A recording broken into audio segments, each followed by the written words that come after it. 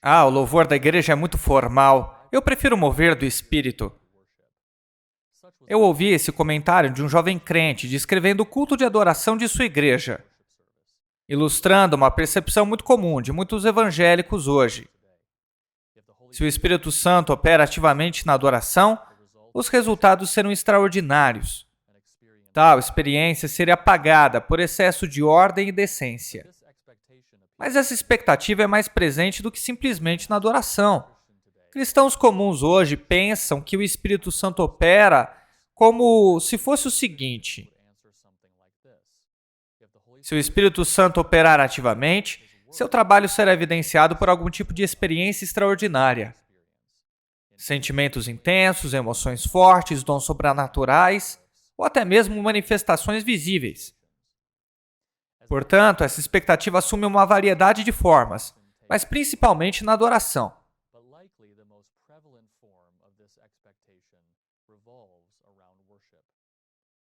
Indiscutivelmente, a expectativa comum dos adoradores evangélicos contemporâneos é que o Espírito Santo atue na adoração de tal maneira que crie uma experiência extraordinária. Laura Sogueles interpreta essa canção americana, bem conhecida aqui no Brasil. Muitos teólogos e autores que ajudaram a influenciar o culto evangélico contemporâneo incorporam uma teologia da obra principal do Espírito como sendo a de tornar conhecida a presença de Deus. Por exemplo, Wayne Grudem argumenta: a obra do Espírito Santo é manifestar a presença ativa de Deus no mundo, e especialmente na igreja. Parece ser um dos seus propósitos principais na era da Nova Aliança. E ele continua: é manifestar a presença de Deus, dar indicações que tornem a presença de Deus conhecida. Andar no Espírito Santo é realmente estar em uma atmosfera da presença manifesta de Deus. Zach Hicks concorda: o Espírito Santo tem a tarefa de manifestar a sua presença para nós.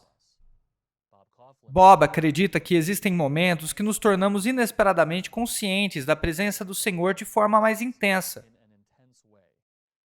Uma súbita onda de paz toma conta de nós. Uma alegria irreprimível surge das profundezas da nossa alma. Nenhum de nós, insiste ele, deveria estar satisfeito com a experiência da presença do poder do Espírito. Essa expectativa certamente não é nova. Teólogos como John Owen e Jonathan Edwards dirigiam-se aos extravagantes religiosos de sua época. Entretanto, a doutrina contemporânea está enraizada em uma teologia pentecostal da obra do Espírito Santo. No livro História Concisa da Adoração Contemporânea, Sui Hong Lin e Lester Roof demonstram convincentemente que o pentecostalismo, com sua revisão de uma ênfase no Novo Testamento da presença ativa e no ministério do Espírito Santo, é uma das 5 fontes-chave do culto moderno. Eles sugerem que a influência do culto contemporâneo pelo pentecostalismo tem sido tanto através do seu próprio desenvolvimento interno, como através de uma influência de outros evangélicos na piedade prática. Aqui está um pouco do culto contemporâneo. 1. Físico e expressivo na adoração. 2. A intensidade é uma virtude litúrgica. 3. Expectativa de experiência às formas de culto contemporâneo. 4. Uma sacramentalidade musical, que aumenta a importância do grupo de louvor, bem como dos músicos que o lideram. Eles explicam: o pentecostalismo contribuiu para a sacramentalidade do culto contemporâneo, isto é, tanto a expectativa de que a presença de Deus pode ser encontrada no culto, quanto os meios pelos quais esse encontro acontece, criando uma expectativa de encontrar Deus ativo e presente através do Espírito Santo. Daniel Albrecht concorda: a presença do Espírito Santo é fundamental para uma perspectiva pentecostal de adoração. A convicção de que o Espírito está presente no louvor é uma das crenças mais profundas na visão litúrgica pentecostal. A expectativa da presença do Espírito é muitas vezes palpável na liturgia. Os seus ritos litúrgicos e sensibilidades os motivam a tornarem-se conscientemente presentes diante de Deus, especialmente porque se espera que a presença de Deus se torne real na adoração. Monique concorda com essa avaliação após seus 10 anos de estudo, 2007 a 2017, de adoração contemporânea em vários ambientes diferentes. Ela observa a conexão entre a centralidade da música na adoração contemporânea e o desejo dos adoradores de experimentar um encontro pessoal com Deus durante o canto congregacional. Na verdade, a experiência da presença ativa do Espírito está muitas vezes diretamente ligada à música, especificamente ao fluxo da expressividade emocional da música na adoração. Hicks sugere: parte de liderar o culto de adoração envolve manter a consciência da presença real e permanente de Deus diante de seus adoradores. À medida que todos os elementos da adoração passam, a única constante, a experiência verdadeira, é a presença do próprio Espírito Santo. Esse tipo de prática, de acordo com Hicks, reside na compreensão e na orientação da progressão emocional do culto de adoração. Barry Griffin, ele diz que o objetivo é o seguinte: é levar os adoradores congregacionais a uma consciência coletiva da presença manifesta de Deus. James Stephen observa: ao investir bastante em sinais específicos da presença do Espírito, com padrões físicos de comportamento, os membros da igreja definem o Espírito pela medição empírica de fenômenos particulares, que, se ausentes, querem dizer que o Espírito Santo não está ali.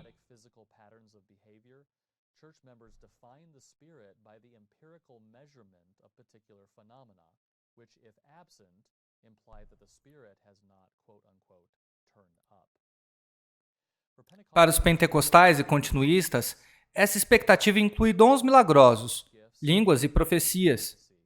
Mas mesmo para outros evangélicos que não mantêm uma posição continuista sobre dons, a expectativa padrão é que o Espírito Santo manifeste a presença de Deus de forma extraordinária, como um fenômeno intenso de euforia emocional.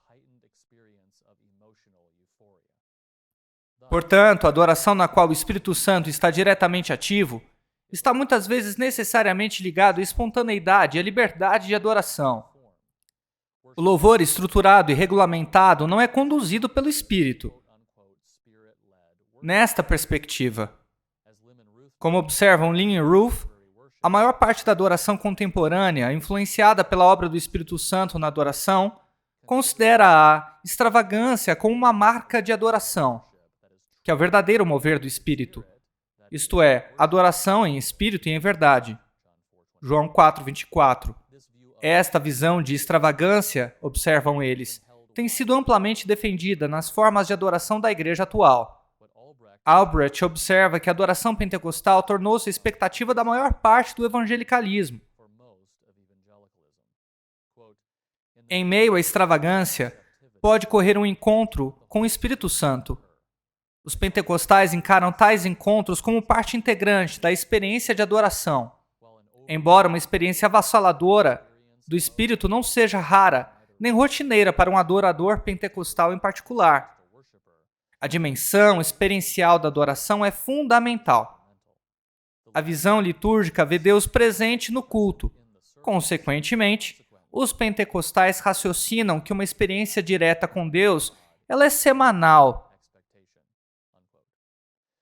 Esta expectativa está claramente incorporada na teologia carismática.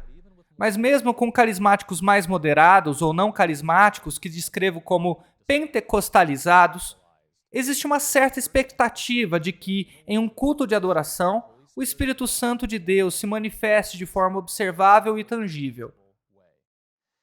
Caso não sintamos algo intenso, se não temos uma experiência autêntica, então algo está errado.